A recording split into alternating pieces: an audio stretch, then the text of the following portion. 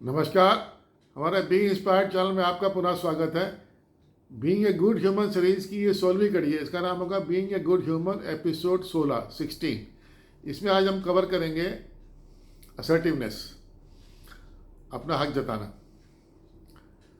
अब आप ये देखिए कि 15 एपिसोड में हमने जो बताया उसके अगर उसको आपने इम्प्लीमेंट किया है तो अब तक आप बहुत अच्छे इंसान बन गए होंगे।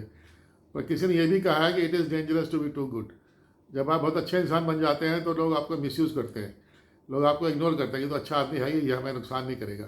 बट देन ये ज़रूरी नहीं है कि आप अच्छे आदमी के साथ साथ आप एक डोसाइल वीक पर्सनालिटी बन जाएं, जो कि बिना पैंदी का लोटा होता है, ऐसे ना बने आप। आपको अपना राइट, अपने बात रखने का हक है और आप अपना हक हमेशा जताइए और उसको, अपने हक को आप वसूल कीजिए, आप अपना हक यूज़ कीजिए। क्योंकि अगर आप अपना हक नहीं लेंगे तो सब लोग आपको एक अनपेड सर्वेंट की तरह से ट्रीट करेंगे। वो अच्छी बात नहीं है और वो आपको अच्छा भी नहीं समझते। जो आदमी हमेशा यस सर बोलता है उसकी इज्जत नहीं होती है। अब एक फिर से कभी कवर करेंगे the art of saying no. But then आपको, अब जैसे आप किसी, अक्सर ऑफिस में क्या होता है कि आप जब सबॉर्डिनेट लेवल पे होते हैं तो आपको बहुत सारी इंस्ट्रक्शंस दी जाती है, हर बात के ऊपर सिखाया जाता है, ये होता है, बहुत कुछ होता है, मतलब पूछो मत क्या क्या होता है। और कई कई बॉसेस तो बहुत ही ज़्यादा अनाप शराब बोलते हैं। सो अगर आप असर्टिव हैं तो आपका राइट है कि you should have a different point of view, you should have a different opinion. ये आपका राइट है। आप किसी लेक्चर में, किसी क्लास में अगर कोई आदमी बात बोल रहा है और जो आपको गले नहीं उतरती है या आपका डिफरेंट ओपिनियन है, तो आप बीच में एक बारी टोक दीजिए that here I beg to differ. अब दो तरह के लोग होते हैं। अगर आपने किसी को बोल दिया, बड़े बॉस को, कि आप here beg to differ, sir sir here I beg to differ, ना ही मैं टेक इट स्पोर्टिंगली, और उसके बाद जो है वो आपको बोलेगा कि अपना आप पॉइंट नोट कर लो, the moment my discourse is over, my lecture is over, I will give you a chance to speak on it. Otherwise वो खुद डिस्ट्रैक्ट हो जाएगा, वो क्या बोल रहा था, वो खुद भूल गया क्या बोल रहा था। अच्छी बात है, good enough. But there are certain bosses, certain lecturers who do not take things lying down. वो आपका ओपिनियन सुनने को ही तैयार नहीं होते। वो आपको इस तरह स्नब कर देंगे कि बच्चा भी, तो अभी अभी आया था ऑफिस में, अभी अभी तूने नौकरी ज्वाइन करी है, ज़्यादा ओढ़ने की ज़रूरत नहीं है, जो हम कह रहे हैं वो सही है। बस आपको स्नब कर दिया उसने, और उसने जो है आपका आइडिया सुना ही नहीं। आपका आइडिया सुना ही नहीं, ना तो आपने सुनाया, ना उसने सुना, ना और लोगों ने सुना जो क्लास में बैठे हुए हैं या जो आपके साथ बैठे हुए हैं या आपके अदर कोलीग्स हैं, पीयर्स हैं, उन्होंने ही नहीं सुना। तो आइडिया ख़त्म हो गया, थोड़ी देर में आप भी भूल गए।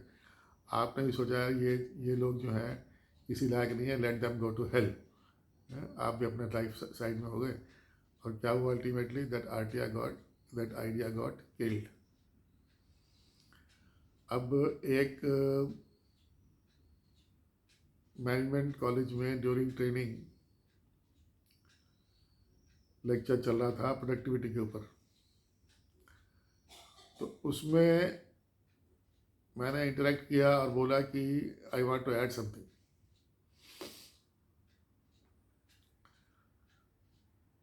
तो उसने बोला यस प्लीज़ गो अहेड।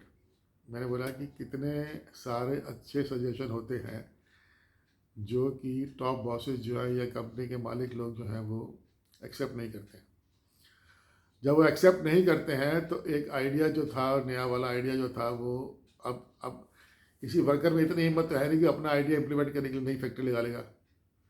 उसको तो वहीं जो आइडिया देना है, उसको वहीं इंप्रूवमेंट करनी है। अब कई कई ऐसे वर्कर्स होते हैं, शॉप फ्लोर वर्कर्स होते हैं, those who have an idea that if they implement this thing on the shop floor,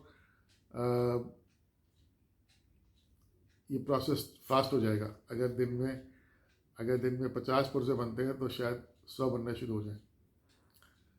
there can be ideas, there can be systems which have not been tried before, as a result वो systems जो हैं कभी use ही नहीं होते हैं। और अगर हाँ, आपका बॉस, आपका मालिक, आपका फैक्ट्री का ओनर रिसेप्टिव है अगर, and he gives you a patient hearing. At the same time, he makes arrangements to implement your idea.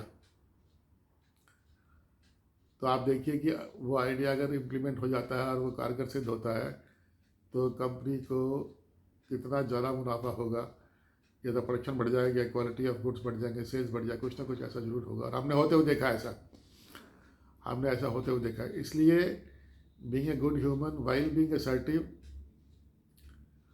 आपने दूसरे की बात सुननी भी है, वो हम बार बार कहते हैं। और सारी फसाद का जड़ यही है कि आप दूसरे की बात सुनते नहीं हैं। इसलिए असर्टिवनेस जो है ये एक ऐसा आर्ट है, इसमें हम ये कह रहे हैं कि आप बिना किसी को ऑफेंड किए अपनी बात रखिए, और नहीं रखने देता है तो दोबारा रखिए। You must have your point of view. आपको अपना पॉइंट ऑफ व्यू कहने का क्या। छोटे बच्चों की बातें भी आपको सुननी चाहिए। छोटे बच्चे भी कई बार नए नए आइडियाज़ लेके आते हैं जिनकी बातें हम इग्नोर कर देते हैं, और वो जो है दोज आइडियाज़ गेट किल्ड। इसलिए आपको असर्टिव होना है, आपको अपना हक जताना है, आपको अपने हक के हिसाब से करना है।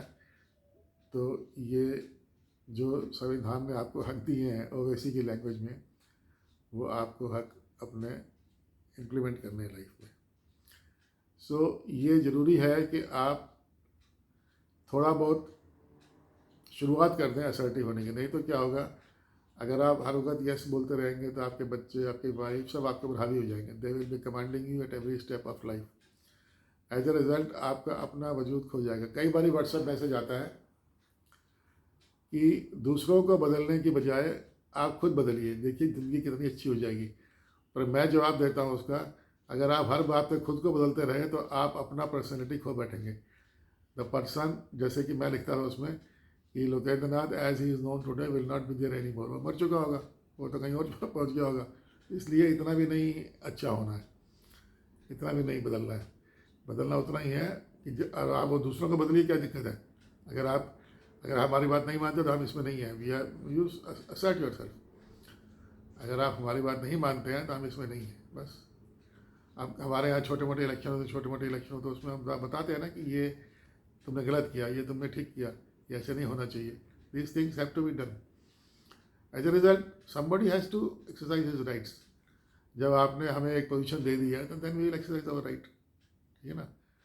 तो इसलिए ये ज़रूरी है कि हम अपना राइट एक्सरसाइज करें at the same time without offending anybody. और थोड़ा बहुत असर्टिव होना ज़रूरी भी है, नहीं तो लोग आपको सुनेंगे नहीं। And then you will be losing your leadership qualities if you are not assertive. अच्छा लीडर वो होता है जो कि सबको साथ लेके चले, but without compromising his position. जो आपने पोजीशन ले ली है उसको कॉम्प्रोमाइज़ नहीं करना। अगर आप उसको कॉम्प्रोमाइज़ करते रहे तो आपको सबको साथ चलेंगे, थोड़े दिन लोग साथ छोड़ जाएंगे, उनको पता लग जाएगा ये is not an effective person. So इसलिए ये ज़रूरी है कि अपनी पोजीशन रखिए, अपनी बात रखिए, डिफरेंट फोरम्स में रखिए, बार बार रखिए, ताकि आपकी बात मानी जा सके। हिटलर का पीआरओ होता था, वह कहता था अगर आप 100 बार झूठ बोलेंगे, अगर आप एक ही झूठ को 100 बार बोलेंगे तो लोग उसे सच मान लेंगे। इसलिए आप अपना आइडिया बार बार रखते रहेंगे अगर, तो कोई तो ऐसा मिलेगा आपको जो कहेगा कि यार ये बार बार कह रहा है इस बात को, चलो आज इम्प्लीमेंट करते हैं इसको, चलो आज देखते हैं क्या होता है इसमें, ठीक है। सो वो अगर इम्प्लीमेंट हो जाता है और वो आपको अच्छे रिजल्ट्स देता है तो आपकी तो बल्ले बल्ले हो गई। आपको तो लोग पूजा करनी शुरू कर देंगे आपकी। You will be just like God to them, because you have implemented an idea which has proved useful to you, useful to the society. So ये देखना ज़रूरी है। और हमारा एक साइकिल का डीलर था, कस्टमर था, साइकिल का डीलर था, हीरो साइकिल डीलर था। मंजाल साहब से मिलने गया, ये वाले मंजाल साहब, ये बड़े वाले मंजाल साहब। उन्होंने बताया जी कि मैं आपके यहाँ डीलर हूँ, मेरी इतनी साइकिल रोज़ की बेचता हूँ मैं आपकी, और मैं हीरो ही बेचता हूँ और कोई बेचता नहीं हूँ। उन्होंने कहा कि बुलाओ भी इसको। मंजाल साहब जो बड़े वाले थे, he was very receptive to new thing. इसीलिए आज हीरो मोटर जो है इतनी बड़ी कंपनी बन गई, वर्ल्ड की बिगेस्ट टू व्हीलर मेकर है। इसीलिए नहीं, मतलब this has been one of the biggest reasons why he is loved so much by his stakeholders. अच्छा जी, उसने वो छोटा सा साइकिल डीलर छोटे से शहर का 5 साइकिल रोज़ की बेचता है, उसको उन्होंने बुलाया, बिठाया, बोला बेटा क्या बात है, बताओ कैसे आए। उन्होंने कहा जब मैं आपकी साइकिल कसता हूँ, साइकिल जो है डिसमेंटल फॉर्म में आती है, आपको आपको दुकान में कसनी पड़ती है, तो you have to assemble it in the shop. तो उसने कहा कि जी आपकी जो साइकिल मैं कसता हूँ, मतलब when I assemble your cycle, मुझे पैडल कसने में बहुत तकलीफ़ होती है, पैडल कभी ठीक से बैठता नहीं है, एज ए रिज़ल्ट साइकिल भारी चलती है। मैं चाहता हूँ कि आप पैडल में ये इम्प्रूवमेंट कर दीजिए। So he had brought a problem. The same time he had brought a solution also. तो मंजाल साहब being receptive at the same time being assertive. अब यहाँ रिसेप्टिविटी कैसे आ गई, उन्होंने उसकी बात सुनी। असर्टिव कैसे आ गया, बेटा इंजीनियर को बुलाओ, फोरमैन को बुलाओ। उन्होंने अप्रोप्रिएट स्टाफ बुलाया उस काम के लिए। अब बेटा ये यहाँ देखो, ही इज असर्टिव। इंजीनियर कुछ ही बोलता रहा, ये काम करना है बेटा, चाहे कुछ हो जाए, बस आज इसको आपने इम्प्लीमेंट कर देना है, आपने ये डिज़ाइन चेंज करके लाने हैं और मुझे बताना है कि ये जो इम्प्रूवमेंट ये बता रहे हो जाएगी, हुई नहीं हुई, ठीक है। और अगर होती है नहीं होती है, इनके पास जाना, ज्वालापुर में ये नहीं आएंगे आपके पास, हरिद्वार के पास ये नहीं आएंगे आपके पास, इनको जाना दोबारा सीख के आना। ये देखिए, receptive at the same time being assertive. अब वो पैडल वैसा इंप्रूव हो गया, इम्प्लीमेंट हो गया, तो उससे हीरो साइकिल सेल बढ़ गई, उस आदमी की सेल बढ़ गई और साइकिल चलाना आसान हो गया, साइकिल और हल्की चलने लगी। सो आज के लिए इतना ही। धन्यवाद। जय हिंद। वंदे मातरम।